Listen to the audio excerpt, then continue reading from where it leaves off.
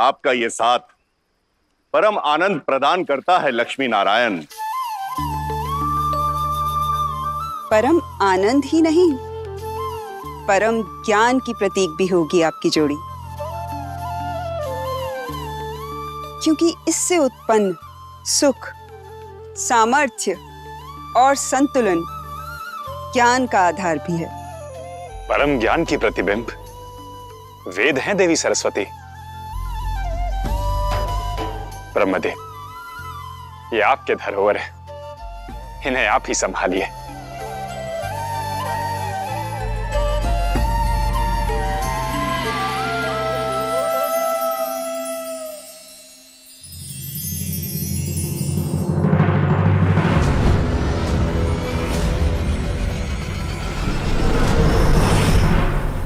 क्षमा करें नारायण, परंतु ये वेद मेरे पास सुरक्षित नहीं है। इसलिए हे नारायण, इसे ब्रह्मलोक से कहीं अधिक सुरक्षित स्थान पर रखिए, जहां इसकी पुनः चोरी असंभव हो। भला ऐसा स्थान कौन सा होगा प्रभु? जहां मन में विकारों का आना ही असंभव हो। शिव शंभू, शिव शंभू, शिव शंभू, शिव शंभू।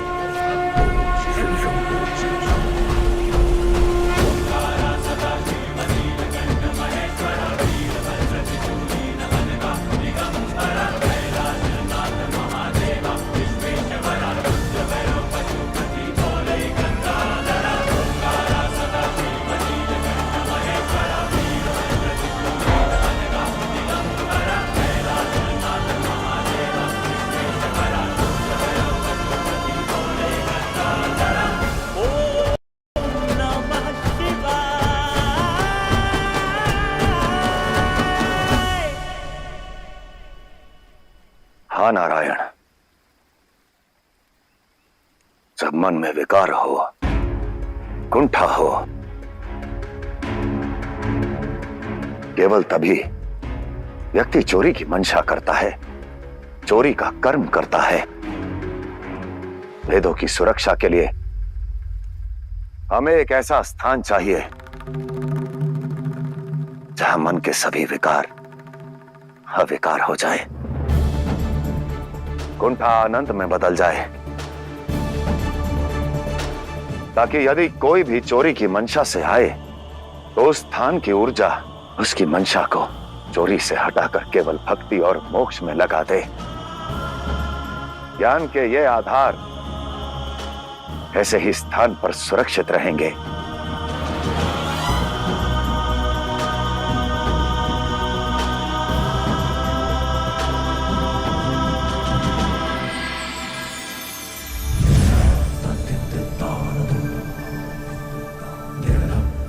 और ऐसा स्थान ढूंढना यदि किसी के लिए संभव है तो वो केवल लक्ष्मी नारायण है। लक्ष्मी नारायण है। लक्ष्मी नारायण है। लक्ष्मी नारायण।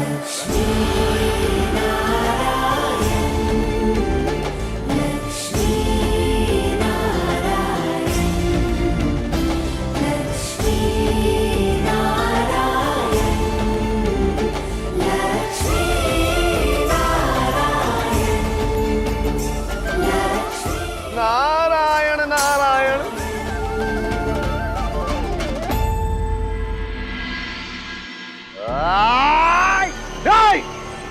देवताओं की जय जयकार नहीं, उनकी तरुण चित्कार सुननी थी मुझे।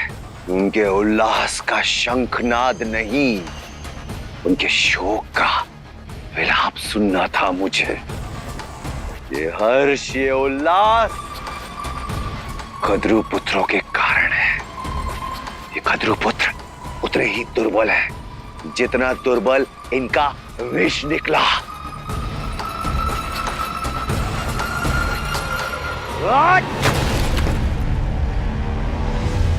मेरे पुत्रों का विष दुर्बल नहीं था हयाग्रीव, पर देवी लक्ष्मी अधिक सबल निकली।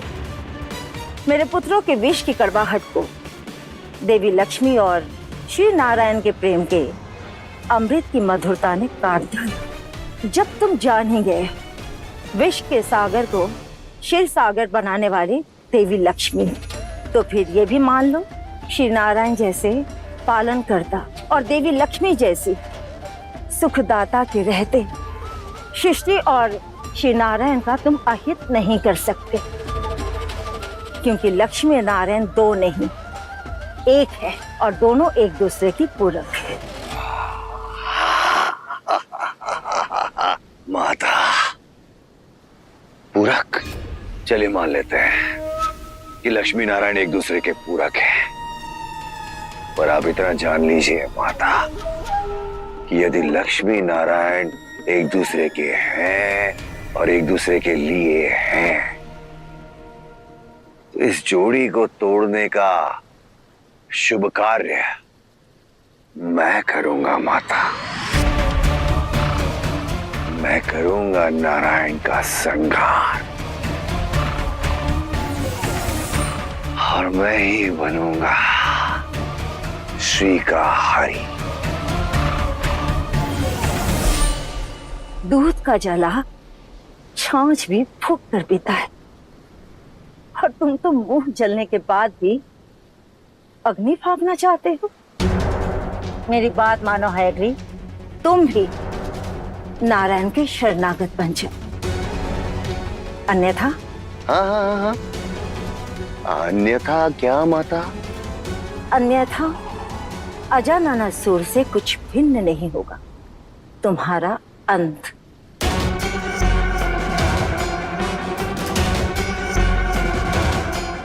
मुझे आपकी सीख नहीं चाहिए माता। मेरे भाई के अंत ने मुझे सीख दे दी है। अब मैं जो चाहूंगा, जैसे चाहूंगा वही करूंगा।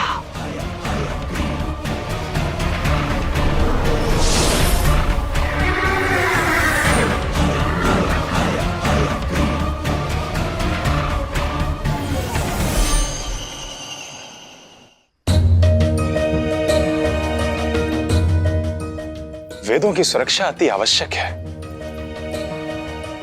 महादेव ने जिस स्थान का संकेत दिया था, हमें उसे अति शीघ्र ही ढूंढना होगा। कदाचित वही स्थान आपके निवास के लिए भी उपयुक्त होगा, क्योंकि जितना महत्व ज्ञान के आधार का है, उतना ही महत्व समृद्धि के आधार का, समृद्धि की देवी लक्ष्मी का।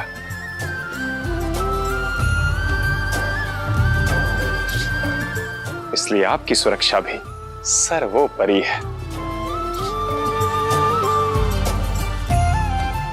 परंतु नारायण, आपने ये सृष्टि रची है, तो आप ही बताइए, ऐसी कौन सी जगह है जहां कोई दुर्भावना, कोई कुंठा ना हो? बताइए। यदि सच्ची मंशा से ढूंढे तो कुछ भी मिल सकता है देवी, परंतु इस यात्रा से पूर्व हमें यंत्र की आवश्यकता होगी। कैसा यंत्र? वही यंत्र जो हमें उस स्थान तक पहुंचाएगा।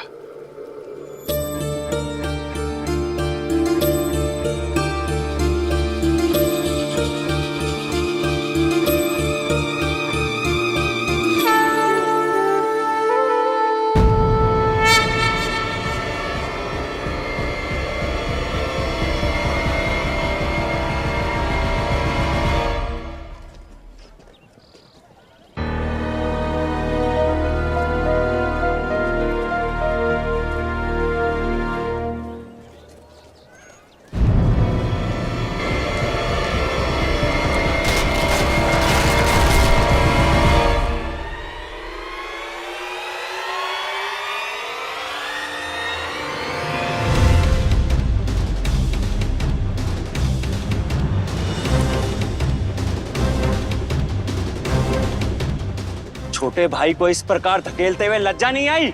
लज्जा तो तुम्हें आनी चाहिए, अपने बड़े भाई का धन चुराते हुए। कैसी चोरी? हाँ, हमारे माता पिता के धन पर तुम सर्प बनकर बैठ गए हो। छीनना तो पड़ेगा ही ना। विजय हूं मैं, विजय, और विजय की पराजय असंभव है। हाँ तो मेरा नाम भी जय है, इसकी सदा जय जयकार हुई है, किंतु आज तुम्हारे पापों का घड़ा फोड़ कर ही रहूंगा।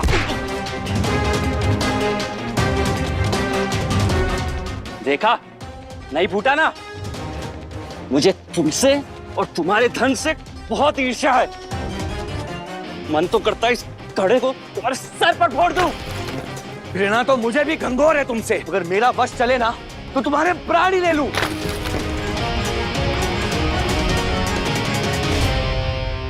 नारायण, हम तो यहाँ यंत्र की खोज में आए थे ना। यहाँ इन लोभ, ईर्ष्या और क्रोध जैसे मनोविकारों में जकड़े मनुष्य, हम इनके बीच कहाँ चले आए? देवी, इन विकारों में जकड़ा व्यक्ति ही तो होगा हमारा यंत्र।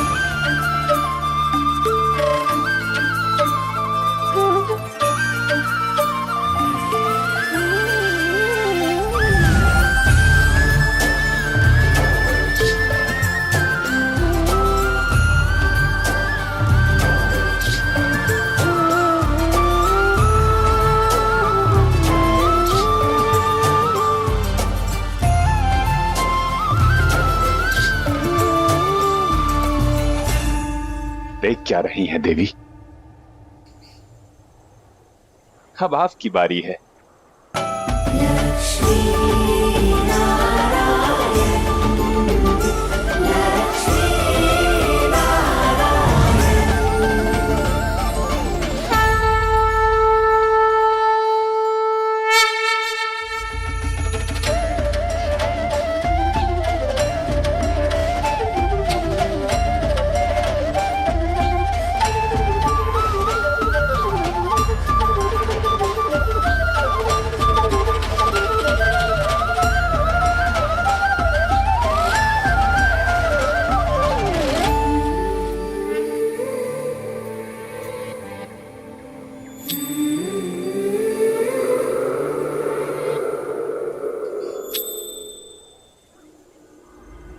नारायण, अब आप क्या देखे जा रहे हैं? यंत्र बनाना है ना?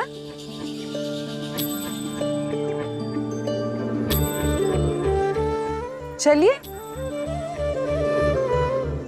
चलिए। जी देवी।